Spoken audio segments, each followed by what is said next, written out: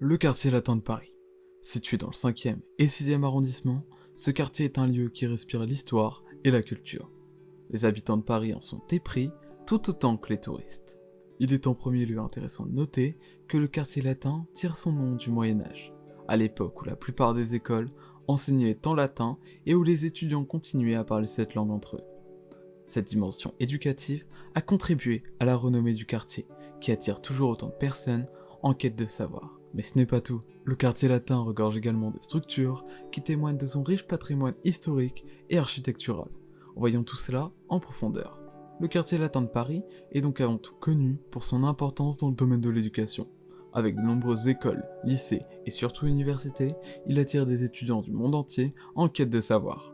La Sorbonne, créée en 1253 par Robert Sorbon, est l'école phare du quartier et jouit d'une réputation mondiale. Elle propose une formation de qualité dans divers domaines tels que l'art, les lettres, les sciences humaines, le droit ou encore la médecine. En outre, elle est également réputée pour son patrimoine historique et la qualité de ses recherches. De nombreuses personnalités célèbres ont étudié ou enseigné à l'université de la Sorbonne, tels que le philosophe Michel Foucault, l'écrivain Albert Camus, l'historien Fernand Braudel, ainsi que les scientifiques Marie Curie et Pierre-Gilles de Gennes. Mais le quartier latin ne se limite pas qu'à la Sorbonne pour les étudiants. Il dispose également d'autres structures, telles qu'une épicerie solidaire en son centre, qui vient en aide aux étudiants en difficulté, créant des paniers repas à prix réduit pour subvenir à leurs besoins. En somme, le quartier latin est un lieu incontournable pour ceux qui cherchent à approfondir leurs connaissances. Cependant, ce serait une erreur de ne le résumer qu'à son rôle éducatif et à ses initiatives solidaires. En effet, le quartier latin regorge également de monuments historiques et culturels exceptionnels, témoins de son passé prestigieux et de sa richesse artistique. Parmi eux, la cathédrale Notre-Dame de Paris, qui est l'un des monuments les plus célèbres de la ville et du monde. Construite au XIIe siècle, elle est un exemple parfait de l'architecture gothique française et est considérée comme l'un des chefs-d'œuvre de cette période.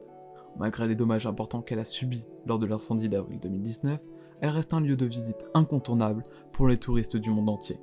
En 2024, les reconstructions s'achèveront en espérant qu'elle lui ait rendu sa splendeur d'antan. Non loin de là, on retrouve le Panthéon, un monument emblématique de la Révolution française, construit à la fin du XVIIIe siècle pour honorer les grands hommes de la nation. Aujourd'hui, le Panthéon abrite les tombes de personnalités illustres telles que Voltaire, Rousseau, Victor Hugo ou encore Émile Zola. Enfin, le Jardin du Luxembourg est également un incontournable du quartier latin. Offrant un cadre de verdure et de tranquillité au cœur même de la ville, ce parc de 25 hectares est célèbre pour ses fontaines, ses statues et ses jardins à la française. On y retrouve aussi le Palais du Luxembourg, siège du Sénat français, qui surplombe le parc. Tous ces monuments et tant d'autres font du quartier latin un lieu incontournable, offrant un aperçu fascinant de la culture et de l'art parisien. Ainsi, le quartier latin regorge d'histoire, notamment car il est l'un des seuls quartiers à ne pas avoir subi de rénovation à la fin du XIXe siècle. Mais, y fait-il bon vivre ? Eh bien, selon une enquête réalisée par HomeLike, le quartier latin se place parmi les 10 meilleurs pour vivre à Paris, notamment grâce à sa culture et ses rues animées. Et c'est ce qui frappe les Parisiens interrogés. Ici, après, c'est vrai qu'il y a pas mal de trucs ici, pas mal d'activités, pas mal de bars, de restaurants, donc c'est un quartier qui est assez vivant, qui est assez intéressant, surtout le week-end. Mais du coup, même quand on revient sur Paris, c'est assez intéressant de venir dans le quartier. Donc ça a pas mal changé depuis que Notre-Dame a brûlé, mais c'est vrai que ça reste quand même assez attractif. Cette animation provient aussi de la population du quartier. Selon l'INSEE, les jeunes professionnels et étudiants y sont fréquents, puisque la population se veut majoritairement avoir entre 15 et 29 ans.